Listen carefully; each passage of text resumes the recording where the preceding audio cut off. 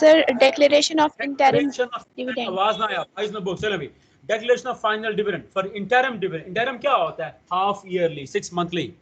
The directors में propose को line कर दो, वो सजेस्ट करते हैं एंड पे interim dividend before end of year, मतलब 6 महीने के बाद। आमतौर पे कब पे होता है? साल के आखिर में। तो साल के आखिर में पे होता है, क्या कहलाता है? Final dividend. दो लफ्ज याद करो, फाइनल, इंटरिम। फाइनल एजीएम के मौके पर, इंटरिम 6 महीने के बाद। 6 महीने के बाद क्यों पे करोगे? मुनाफा ज्यादा हो गया ना, शेयर करते हो आप। The directors may propose an interim dividend before end of year. Interim dividend shall be deemed to have been declared. इस लाइन को इस पे सवाल आए हुए बहुत सारे। Interim dividend shall be deemed to have been declared का मतलब क्या होता है? Interim dividend नहीं, क्या बनेगा?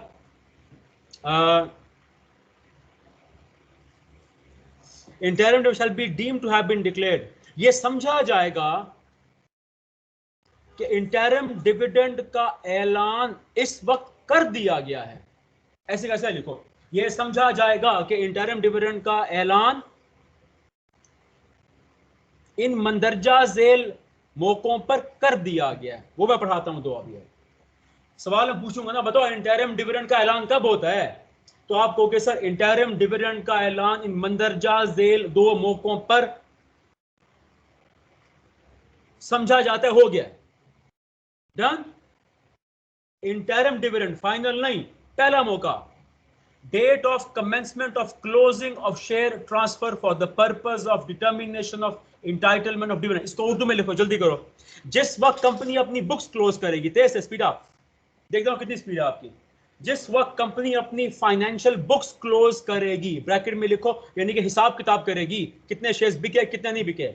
जिस वक्त कंपनी अपनी फाइनेंशियल बुक्स क्लोज करेगी, उर्दू मतलब लिखो, जुल्फिकार लिखना चाहते हो लिखो इसको।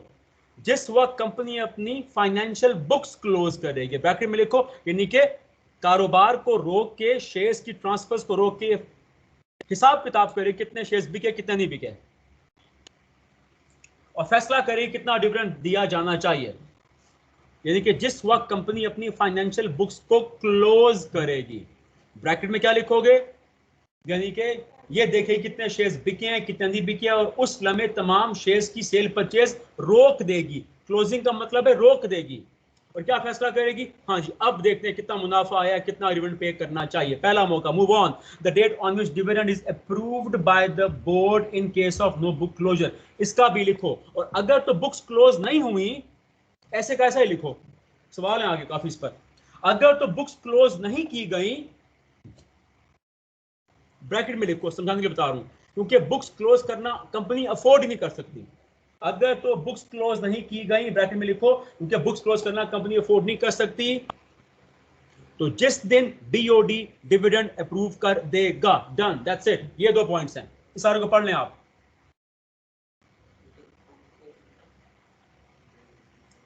क्या था भाई?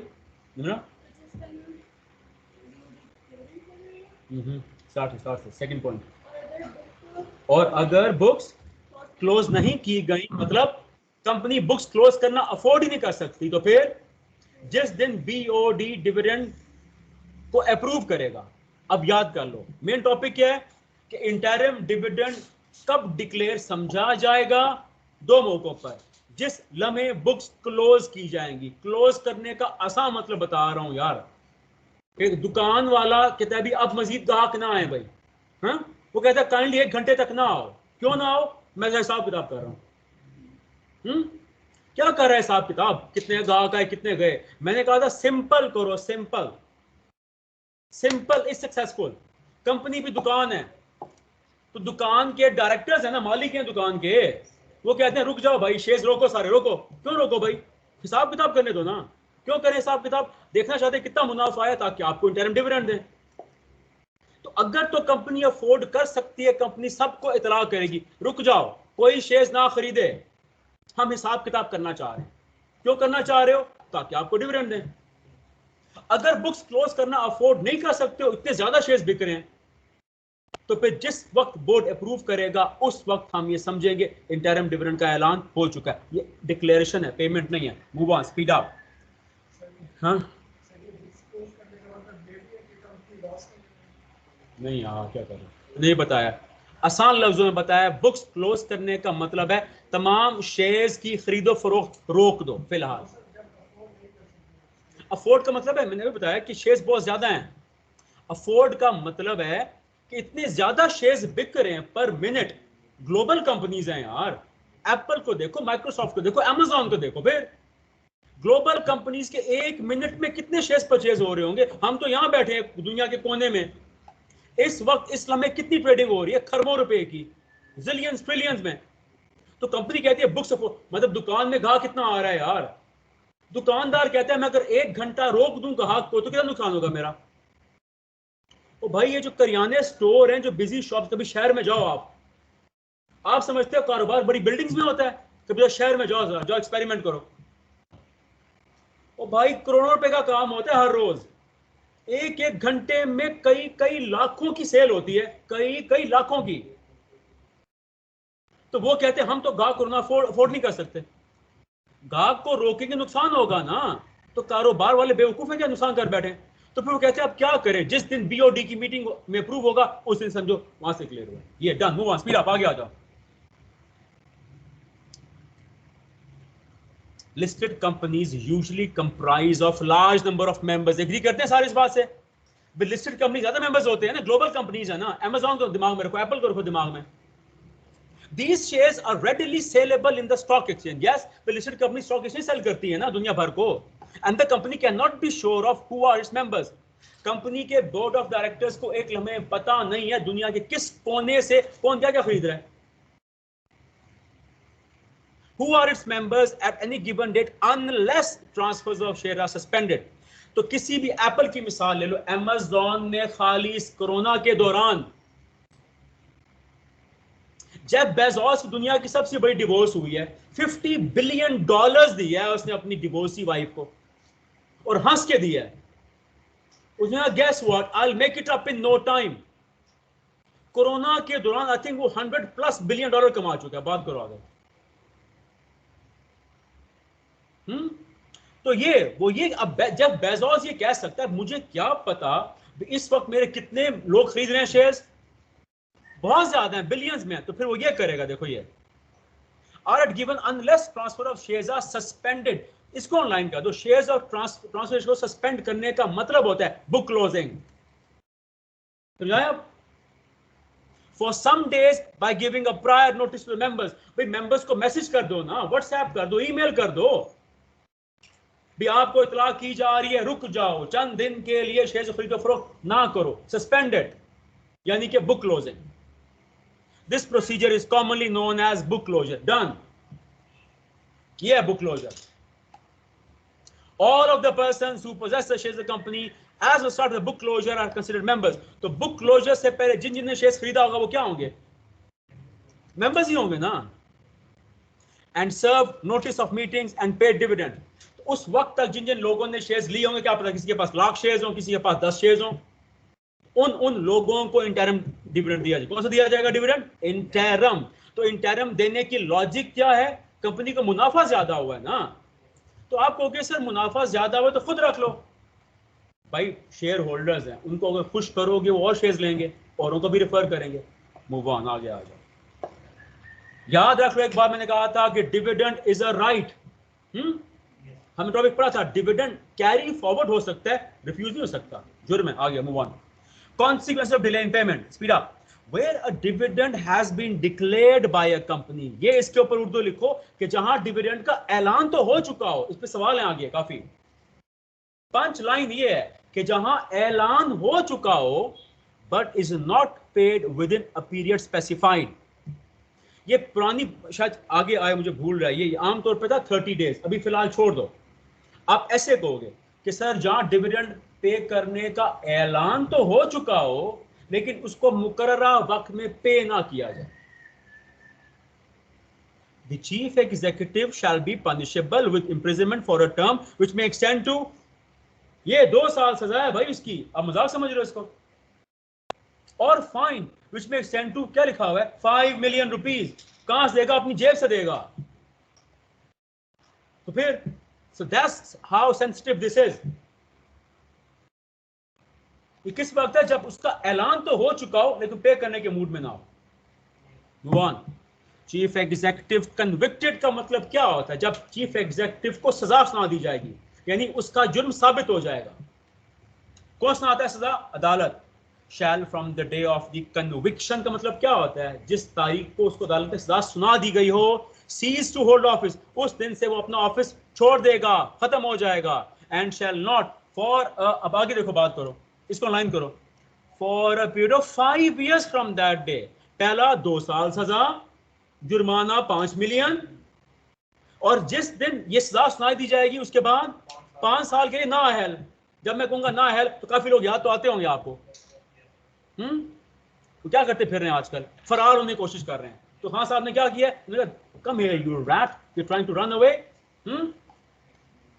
which may extend to be eligible to the chief executive or a director of that company, any officer। ना वो सीईओ बन सकता है, ना ही डायरेक्टर बन सकता है, ना ही ऑफिसर बन सकता है। ना ही लोग हो आप। Why? Because you have proven to be an irresponsible person। Done। Move on। No sir offense committed। हाँ जी।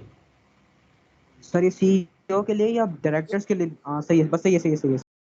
मैंने पहले बताया था, लिख लो साथ, किसी को याद नहीं है लिखो। हर समझ आ सीईओ गई को डायरेक्टर की सर। होता है, याद है कि नहीं याद? हुआ स्पीड अप आ गया। ये छोटी छोटी सब हेडिंग्स को छोड़ दें आप। No offence deem to be committed, no offence shall be deem to have been committed in the following cases if the commission has on application by company। इसको सर्कल कर दो, मैं समझाता हूं। within 45 days from the declaration and after providing an offer। इसको उर्दू में लिखो इसमें अलग अलग सवाल आते हैं।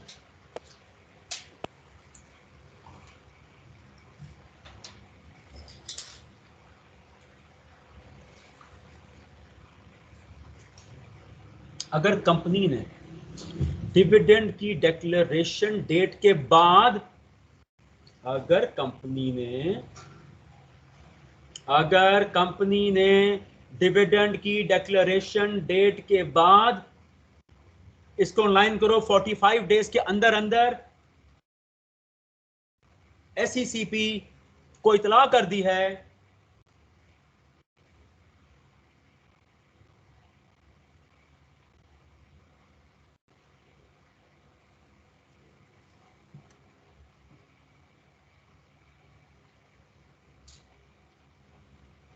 क्या लिखा तुमने?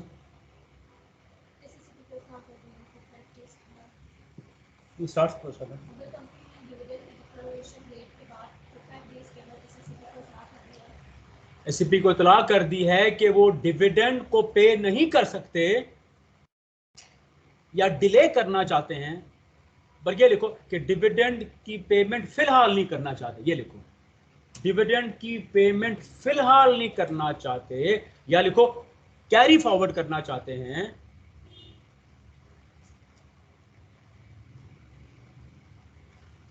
तो एसईसीपी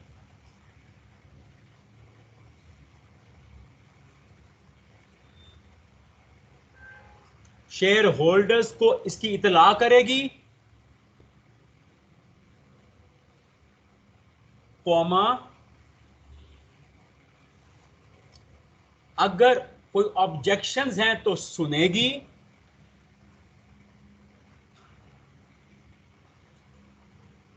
और फिर कंपनी को ये 2 लफ्ज अंडरलाइन करने हैं, डिविडेंड विदहोल्ड या डिफर करने की इजाजत देगी। विदहोल्ड का मतलब लिखो ऊपर में कि आर्जी तौर सर पर। ये हाँ, लास्ट लाइन अगर रिपीट कर दें प्लीज। लास्ट लाइन क्या भी लास्ट लाइन? तो फिर कंपनी, सॉरी, तो फिर एसईसीपी कंपनी को डिविडेंड विदहोल्ड मतलब आर्जी तौर पर रोकना, और डिफर करना मतलब डिले करना। तो फिर एसईसीपी कंपनी को डिविडेंड विदहोल्ड और डिफर करने की इजाजत दे सकती है। अब सारा मिला के पढ़ो, शाबाश, सारा पढ़े।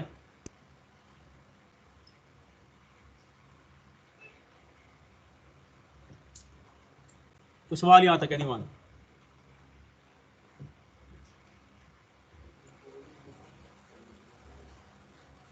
यहां तक कोई सवाल भाई? अब नीचे हेडिंग बना लो, ये जो आगे आ रहे हैं points, situations where dividend can be withheld और डिफर्ड, ये हेडिंग बना लो इसके ऊपर। तेजपीरा, situations where dividend can be withheld और डिफर्ड, इसलिए लिखवा रहा हूं कि आगे सवाल है उसमें कंफ्यूज करते हैं सवाल। Situations where dividend may be withheld or deferred by the company. Done. ठीक है? क्यों भी हमजा अली समझा रहे हैं? हुआ, आगे speed up. Where the dividend could not be paid by reason of operation of any law को ऑनलाइन करो। ऑपरेशन ऑफ एनी लॉ का मतलब क्या होता है? लिखो, क्या अगर अदालत का कोई फैसला आ गया हो या हुकूमत ने कोई लॉ बदल दिया हो, तेज तेज, अगर अदालत ने कोई फैसला कर दिया है कि कंपनी फिलहाल डिविडेंड को रोक लें, या हुकूमत को नया लॉ लेके आई है भाई फिलहाल कंपनीज रोक लें, ऑपरेशन ऑफ लॉ का ये मतलब होता है। तो डिविडेंड को विथहोल्ड कर। हाँ जी, यस पूछो। मैं सर कह रहा हूँ जैसे लॉकडाउन जो है इस तरह। यस यस यस, पहले साल लिखो फिर समराइज करते हैं, आ गया टाइम भी हो रहा है। Where a shareholder has given directions to the company regarding the payment, अब इसके लिखो जहां शेयर होल्डर ने कंपनी को ऐसी हिदायत दी है जिस पर अमल नहीं हो सकता। तेज से शाबाश। जहां शेयर होल्डर ने कंपनी को ऐसी हिदायत, पेमेंट की ऐसी हिदायत दी है जिस पर अमल नहीं हो सकता। फॉर एग्जांपल कि पहले फलां बैंक में भेजो, फिर उस बैंक में भेजो, फिर इस बैंक में भेजो, या मेरे 3-4 एड्रेसेस पर भेजो। कंपनी कहेगी हमें मुश्किल में क्यों डाल रहे हो यार, ये क्या बात है। पहला, जहां ऑपरेशन ऑफ लॉ हो गया हो, अदालत का कोई फैसला आ गया हो, तमाम कंपनीज रोक लो डिविडेंड, या हुकूमत ने कोई लॉ ले आयो, या शेयर होल्डर साहब ने ऐसी हिदायत, जैसे आप स्कैन को हिदायत दो, ऐसा करें अगर आपने मुझे लेटर भेजना है ना, पहले भेजें फलां हॉस्टल, वहां से भेजें फलां हॉस्टल, फिर वहां से एक बंदा लेने आएगा, उसके जरिए मेरे गांव भेज दें। यार ये क्या मजा आ गया भाई, हम भेजते ही नहीं है। चलो आगे आ जाओ। Where there is a dispute, dispute का मतलब क्या होता है? लिखो, केस चल रहा हो, कोई अदालती केस चल रहा हो, तो लिखो कि जब तक अदालत का फैसला नहीं हो जाता डिविडेंड विथहोल्ड या डिफर किया जा सकेगा। से शाबाश। Second last, where the dividend has been lawfully adjusted को अंडरलाइन कर दो। इसका लिखो मतलब कि जहां शेयर होल्डर्स ने कंपनियों को पैसे अदा करने हो, एडजस्ट का मतलब बता रहा हूं, जहां शेयर होल्डर्स ने कंपनी के कोई पैसे अदा करने हो, मसलन कंपनी ने उनको पिछले साल ज्यादा डिविडेंड दे दिया था गलती से, तो इस बार क्या करेगी कंपनी? वो पैसे काट लेगी ना, या रोक लेगी वो पैसे। डन, सिंपल, समझा रहे? Last,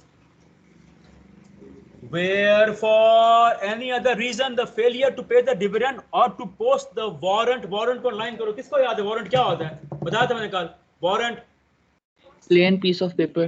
Yes, where for any A other type reason of the cross check. failure to pay the dividend or post the warrant within the period of that was not due to any default। अब इसका भी लिख लो कि यहाँ dividend ना पे करने की वजह शेयर होल्डर खुद है।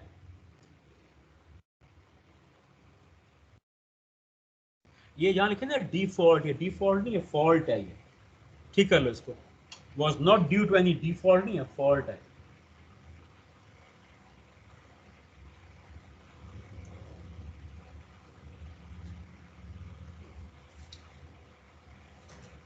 नहीं ठहर ठहर,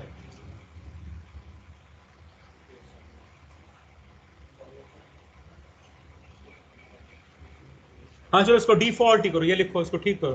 क्या लिखा है मैंने स्टार्ट से?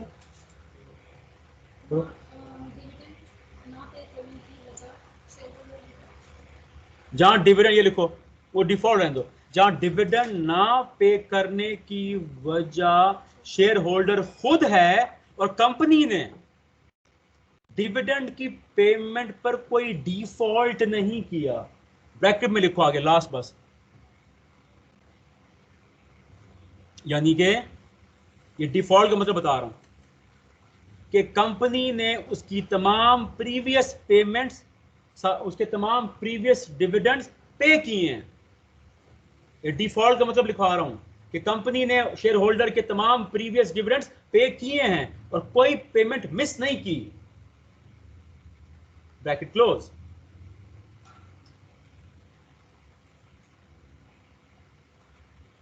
और शेयर होल्डर ने वो वसूल नहीं कर पाया, शेयर होल्डर को वसूल नहीं हुआ। ये अब एक मैं दे रहा हूं, सारे पढ़ लो पॉइंट्स, समझ नहीं आता पूछो भाई। मेन हेडिंग से लिंक करो। मेन हेडिंग क्या है? मेन हेडिंग क्या है भाई? सर ये लास्ट पॉइंट दोबारा अगर रिपीट कर दें। लास्ट पॉइंट क्या है? लास्ट पॉइंट पढ़ो कि जहां डिविडेंड ना पे करने की वजह शेयर होल्डर खुद हो, आगे, और कंपनी ने डिविडेंड की पेमेंट में कोई डिफॉल्ट ना किया हो, यानी कि प्रीवियस जहां कंपनी ने शेयर होल्डर की तमाम प्रीवियस डिविडेंड्स की पेमेंट्स की हो और कोई पेमेंट मिस ना की हो, आगे, और शेयर होल्डर को वो पेमेंट वसूल नहीं हुई। ये देखो, या तो उसने बैंक अकाउंट चेंज कर लिया था, या एड्रेस चेंज कर लिया था, या वफात पा गया था। समझा रहे कि नहीं आ रहा? तो कभी कि हमारा कसूर क्या, हमें बता दो भाई। समझा रहे? तो फिर उस सूरत में वो कंपनी पे जिम्मेदार। ये सारी हेडिंग क्या थी?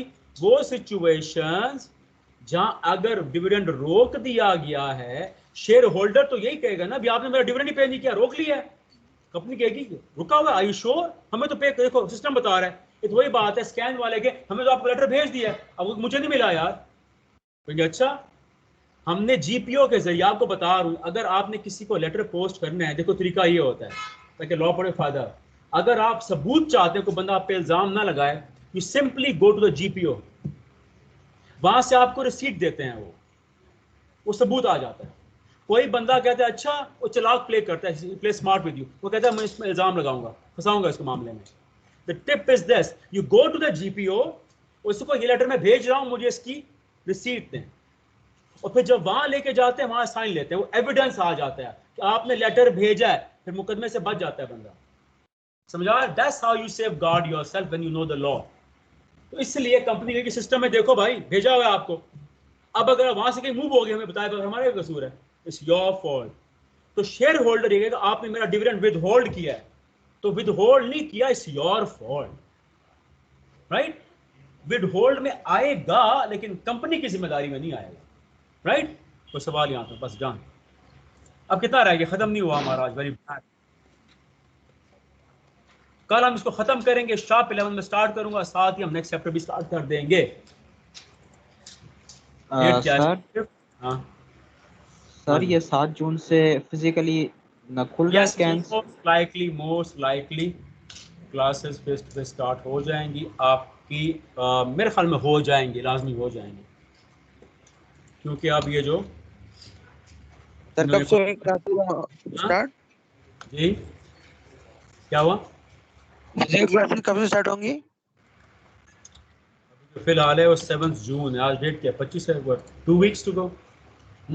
7 से आई थिंक प्रपोज यही है सर, अभी नोटिफिकेशन नहीं आया, मेरे ख्याल में 7 को खुल ही जाएंगी सारी, तो स्टे रेडी। अच्छा एक बात अनाउंसमेंट ये है, क्योंकि अभी किसी बच्चे ने मुझे मैसेज किया है, ये पहली बात है, हर बैच में कुछ स्टूडेंट्स रिकॉर्डेड लेक्चर्स ले रहे हैं, आई नो, अभी यहाँ 43 शो हो रहे हैं, आपके तीनों लॉ के बैचेस मेरे ख्याल में 70+ जा रहे हैं, वो जो इनरोल्ड बच्चा है। बैच 4 का बहुत ज्यादा बच्चा रिकॉर्डेड लेक्चर सुन रहे हैं। अब एक बात, कभी मुझे किसी बच्चे का मैसेज आया, इस बैच की बात करूं, सारे गौर सुने, अगर तो किसी बच्चे ने बी लॉ फ्रीज कराया है, you message me right now. समझा रहे? किसी ने अगर अभी फ्रीज कराया है या ड्रॉप कराया है, पहली बात है सारे पढ़ें, we encourage you to take the classes.